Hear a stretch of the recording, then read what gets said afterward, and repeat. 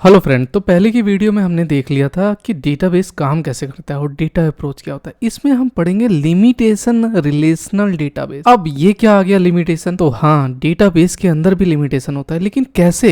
Explain the need object oriented database. लेकिन हम कैसे बताएंगे कि क्या है? देखिए, एडवांटेज में हमें पता है कि सिंप्लीफाइड मॉडल, यूजर फ्रेंडलेस होता है, डेटा एक्यूरेसी और डेटा इंटीग्रिटी। कैसे होता है? क्योंकि मैंने जो डेटाबेस बनाया है उसी के अकॉर्डिंग यूजर डेटा एंटर करेगा। पहले की वीडियो नहीं देखी तो आप देख लीजिएगा, आपको पूरा एकदम हो जाएगा। मेंटेनेंस चैलेंज होता है, कॉस्ट इंप्लीकेशन है, लिमिटेड स्केलेबिलिटी और स्ट्रक्चर, ये इसकी डिसएडवांटेज है। लेकिन सर, बात हो रही थी रिलेशनल डेटाबेस के लिमिटेशन की, तो ये लिमिटेशन क्या है? अब मैं आपसे बोलूं लिमिटेशन, फॉर एग्जांपल अगर मान लो वीडियो को भी हमें ट्रैक करना पड़े तो मैं क्या करूंगा? तो वो कहीं ना कहीं पे डिफिकल्ट हो जाएगा और उसकी लिमिटेशन को मैं कहीं ना कहीं नहीं कर पाऊंगा। तो आप देखेंगे, बट देखिए, managing structure data but they have certain limit, मतलब कुछ लिमिट तक होता है, स्पेशली व्हेन डीलिंग कॉम्प्लेक्स, जहां पे डेटा जो है स्ट्रक्चर में नहीं है, अनस्ट्रक्चर है। अनस्ट्रक्चर का मतलब क्या हो गया? जिस तरह फॉर एग्जांपल एक 4K की वीडियो है, एक 3GP वीडियो है, एक MP4 वीडियो है, तो उसको मैं अपने डेटा के अकॉर्डिंग कैसे करूंगा? मतलब कॉम्प्लेक्स तो हो ही जाएगा ये। तो यहाँ पे क्या बता रहा है? Complex data type like image, videos और स्पेशलिस्ट डेटा।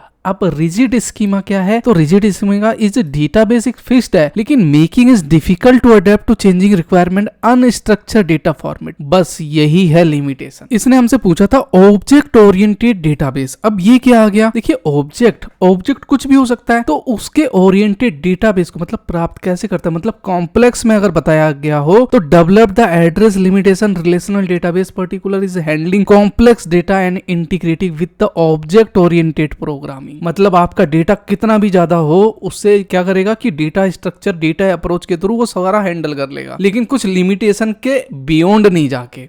देखिए, क्वेश्चन भी डिजाइन किया है तो कितना बढ़िया डिजाइन किया। पहले तो लिमिटेशन पूछा और फिर पूछा कॉम्प्लेक्स के बारे में कि आप कैसे डिजाइन करके दिखाएंगे। एग्जामिनर का भी दिमाग देना चाहिए यहाँ पे। Support complex data types. अब यहाँ पे देखिए, manage data type such as multimedia file, specially data and nested structure. ये कुछ फाइलें होती हैं जिसे रिलेशनल डेटाबेस के इफेक्टिवली में मतलब क्या है कि थोड़ा सीमलेस, मतलब मैनेज करने में थोड़ी सी प्रॉब्लम ये आती है, इसीलिए इसी की कुछ लिमिटेशन बताई गई है।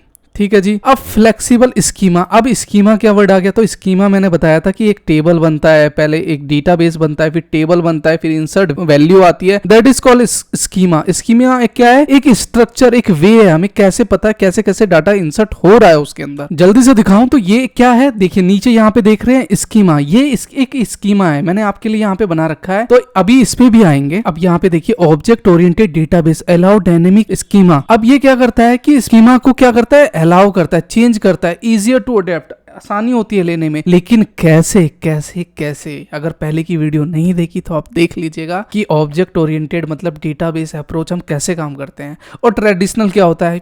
ट्रेडिशनल जो मतलब एकदम बेकार है, जो मैनुअली एक्सेल सीट में आप मैनुअली फीड करते हैं। अगर जल्दी से समझाऊं तो, अगर आप ज्यादा टाइम स्पेंड नहीं करना चाहते तो बहुत बढ़िया जी। अब देखिए, नेक्स्ट में हमसे पूछ रहा है, यहाँ पे हमारा एक्सक्यूएल का यूज होने वाला है फ्रेंड, कि यहाँ पे हमसे पूछ रहा है कि सिलेक्शन, प्रोजेक्शन और कार्टेशियन प्रोडक्ट और ज्वाइन। अब ये सारी वैल्यू जितनी भी है, देखिए, explain the following basic relation operation with the help of appropriate, मतलब स्पष्ट रूप से एग्जाम्पल दीजिए। 10 नंबर का है लेकिन बहुत ईजी है। तो यहाँ पे मैं इसे जूम कर देता हूँ। अब माई एक्सक्यूएल ही यूज होने वाला है। देखिए, सबसे पहले मैंने करा क्या, पहले की वीडियो में मैंने अपने लैपटॉप पे बनाया था, इसमें पीसी पे बना रहा हूं तो थोड़ा शार्प दिख रहा होगा, कोई बात नहीं। ये वाला आप डेटाबेस अपना खुद क्रिएट कर लीजिएगा। माई एक्सक्यूएल जरूर डाउनलोड करिएगा मेरे रिकमेंड में। अगर जैम सर्वर है तो उसके लिए कन्फ्लिक्ट करेगा, मैंने बार बार पहले भी बता रखा है, और अभी नया वीडियो भी अपलोड किया है, तो उस पर जाके देख लीजिएगा पैकेज कैसे क्रिएट करते हैं। ये वाली फाइल मैंने अपलोड करी हुई है, इसे जाके अभी थोड़ी देर पहले ही अपलोड किया हुआ है, इसे जाके आप जरूर देख लीजिएगा। ये आपके लिए इसलिए इंपॉर्टेंट है क्योंकि अगर जैम सर्वर में प्रॉब्लम आ रही होगी तो आप इसके थ्रू कर सकते हैं। अगर मान लो आपका एक्सक्यूएल डाटा मान लो सेम है, मतलब 2 एक्सक्यूएल, एक कहते हैं ना कि 2 म्यान में एक तलवार नहीं रह सकती, वही रीजन है। जैम भी क्या है यहाँ पे, सॉरी, माई PHP एडमिन क्या है यहाँ पे, माई एक्सक्यूएल की तरह काम कर रहा है। जैम क्या है, अपना माई एक्सक्यूएल को कनेक्ट करता है। तो वहां पे इसका पोर्ट जो होता है 3306 होता है, तो हमने 3307 पे इसको मैंने क्रिएट करके दिखा दिया है। चलिए जी, अब देखिए, सिंपली है कि यहाँ पे आप कंट्रोल एस करके नाम दे दीजिएगा, और पहला इसमें केस सेंसिटिव नहीं होता, पहले की वीडियो मैंने बता रखा है। जल्दी से बताऊं तो क्रिएट डेटाबेस, मैंने एक कंपनी डीवी बना दी और सबको सिलेक्ट किया और ये वाला एक आई बटन सिंगल रन कर दिया, तो आप देखेंगे नीचे सब सारी एग्जीक्यूट हो गई। चलिए जी, फिर यूज कंपनी डीवी हम करते हैं और क्रिएट एक डिपार्टमेंट नाम का बना दिया। डिपार्टमेंट आईडी में प्राइमरी रिया, तो मतलब एक की दोबारा यूज नहीं होनी चाहिए, ये भी है। वेयर कैन हम देते हैं जो भी करेक्टर नाम हम स्टोर करते हैं, तो ये तो आपको क्लियर हो गया होगा सारी चीजें, अब मैं पूरा डीप नहीं जाऊंगा। फॉरेन की क्या देते हैं हम, रेफरेंस के लिए देते हैं। तो इसमें मैंने कुछ इंसर्ट वैल्यू कर दी और डिपार्टमेंट में यहाँ पे वैल्यू सेल फाइनेंस ये सब डाल दिया। तो कोड तो आप कहीं भी आराम से ले सकते हैं। तो बैक टू द क्वेश्चन आए, तो यहाँ पे सिलेक्शन के बारे में हमसे पूछ रहा था, तो यहाँ पे मैं करूंगा क्या, यहाँ पे टाइप करूंगा सिलेक्ट, एस्ट्रिक का साइन जो मतलब पूरे को सिलेक्ट है, एस्ट्रिक फ्रॉम। अब हम किससे कर रहे हैं, मान लो हमें डेटा को यहाँ पे सिलेक्ट करना है, तो किससे करना है, तो इंप्लॉय का मेरा टेबल था, हाँ जी था इंप्लॉय का। लेट से मैं थोड़ा सा छोटा कर देता हूँ, आई थिंक विजिबल होगा। तो ऊपर देखेंगे इंप्लॉयज है, केस सेंसिटिव नहीं होता, मैंने पहले बताया था। अब मैं टाइप करूंगा वेयर, मतलब जहां पे सिलेक्ट, पूरे को सिलेक्ट कर लो, जहां पे इंप्लॉयज, वेयर जहां मतलब DPTID डिपार्टमेंट आईडी बराबर है 1 के, तो भैया उसका डेटा मेरे को दिखा दो। तो मतलब जिसकी आईडी 1 होगी उसका डेटा दिखा देगा, वो सेल्स में है या किस में है। तो वो डेटा मैं कैसे देख सकता हूँ, तो चलिए इसको सिलेक्ट करूंगा सिंपली और मैं यहाँ पे अपने आई बटन पे एग्जीक्यूट कर दूंगा। तो आप देखेंगे कि जिसकी डिपार्टमेंट आईडी 1 है यहाँ पे, तो एलाइज के यहाँ पे है, तो मतलब क्या हुआ, यहाँ पे रो फील्ड आ गई और कॉलम आ गया। तो आपकी क्वेरी को इसने एग्जीक्यूट करके दिखा दिया। तो देखिए यहाँ पे सिलेक्शन का यही बता रहा था कि the selection operation filter row from a table that satisfy a giving condition. तो यही आपको गिविंग कंडीशन दे सकता है, जो मैंने एग्जांपल के थ्रू बताया। बहुत बढ़िया जी। अब आ जाते हैं नेक्स्ट यहाँ पे प्रोजेक्शन। तो प्रोजेक्शन कैसे काम करता है यहाँ पे, तो उसको देख लेते हैं। देखिए operation select specific column from a table, मतलब एक कॉलम, मतलब जो टेबल है उसमें से एक कॉलम ले लेगा और एलिमिनेटिंग डुप्लीकेटिंग। तो सबसे पहले तो मैं इसको हटा देता हूँ यहाँ से। यहाँ पे मैं सिंपली टाइप करूंगा फ्रेंड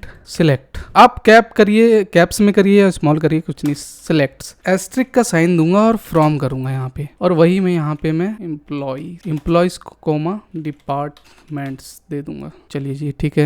अब इसको मैं सबको सिलेक्ट करूंगा और फिर यहाँ पे मैं रन करके देखूंगा। तो आप देखेंगे कि यहाँ पे जितने भी डेटा है, L S Bob Charlie David कितनी बार यहाँ पे शो हो गया। इवनिंग 65,000 बार। अब ये बार बार क्यों आ रहा है, इसका रीजन पता है क्या है, क्योंकि मैंने एक बार इसमें स्कीमा को ड्रॉप कर दिया था और फिर दोबारा ऐड कर दिया था। तो इसने करा क्या कि अपने डेटाबेस में ये डुप्लीकेसी दोबारा ले ली। तो ये चीज सबसे ज्यादा इंपॉर्टेंट है कि अगर मान लो इंसर्ट वैल्यू आपने 2 बार इसको इंसर्ट कर दी, तो ये डबल रीड कर लेगा, और डबल नहीं, ट्रिपल नहीं, 4 टाइम, जितनी बार करोगे उतनी बार ये करके दिखा देगा आपको। तो देखिए डेविड आईटी में भी आ रहा है, HR में भी आ रहा है, सेल्स में भी आ रहा है यहाँ पे। तो ठीक है, यहाँ पे हमने एम्प्लॉय डिपार्टमेंट्स का देख लिया, लेकिन यहाँ पे कुछ एरर था जो मैं आपको बताने की कोशिश कर रहा था कि इसको अगर मान लो सिलेक्ट करके आप रन करेंगे तो डुप्लीकेसी 101 भैया 101 एलाइज तो एक बार है ना 50,000 यहाँ पे, तो ये दोबारा क्यों आ रहा है यहाँ पे आईटी में, फाइनेंस में भी आ रहा है, आईटी में भी आ रहा है, ऐसा कैसे हो सकता है। तो ऐसा तो होना नहीं चाहिए। तो मैंने करा क्या था, इसको 2 बार रन कर दिया था। आप अपना एक्सक्यूएल बनाएंगे, देखिए मैं आपको यही बता रहा हूँ मिस्टेक कैसे होती है। इसको सिलेक्ट करके अगर दोबारा आपने 2 बार रन कर दिया तो ये दोबारा फीड हो जाएगा आपके डेटाबेस में, वो गलती मत करिएगा फ्रेंड। तो देखिए प्रोजेक्शन का भी हमने देख लिया। थर्ड हमारा था कार्टेशियन प्रोडक्ट। अब ये कार्टेशियन प्रोडक्ट कैसे काम करेगा, तो कार्टेशियन प्रोडक्ट भी वैसे ही काम करेगा जैसे आपका कोर्स आईडी और कोर्स नेम है, तो उस तरह जिस तरह सेल्स का दे रखा है और एम्प्लॉय का दे रखा है, तो उसी तरह कार्टेशियन है। रिलेशन 1 और 2 के बारे में दिखाएगा। फॉर एग्जांपल यहाँ पे इंसर्ट इनटू जिस तरह सेल्स, HR और IT के बारे में, तो यही इसकी कमांड होगी।